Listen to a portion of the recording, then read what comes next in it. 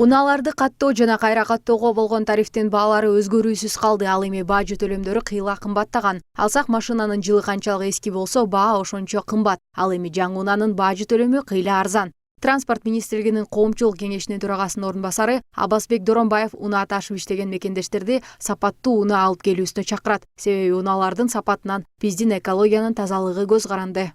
10 жылдык машинелер бар, 15 жылдык машинелер бар.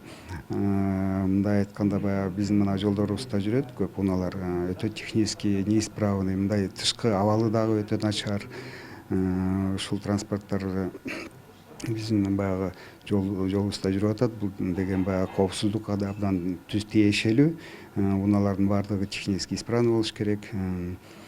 Ошондуктан эми баягы өкмөткө да баягы кайрылуу ошо льготный периодду узартып койсо 20 жылга абдан туура болот эле.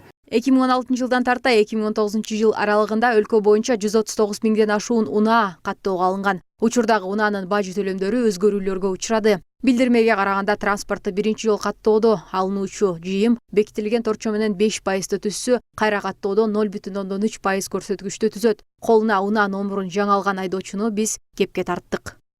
Япониянын машинасын алдым, Honda Accord 99-жылкы.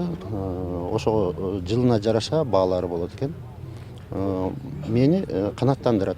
Арзан, удобно, ыңгайлуу. Мурункудай болуп кезек күтүп, же болбосо бүгүн жетишпей калдым, эртең дегей жок. 1 сааттын ичинде кирдим, кайра чыктым.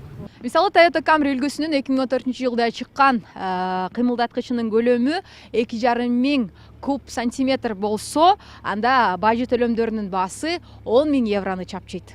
Мамлекеттик каттоо кызматы транспорт каражаттарын сатып алууда же сатууда келишимди унаа мамлекеттик мекемесинин аймактык бөлүмдөрүнө каттоого чакырат. Себеби унаа ишеним каттын негизинде эйлик кылуунун айынан келип чыккан ар кандай жагдайлардан арылууга болот.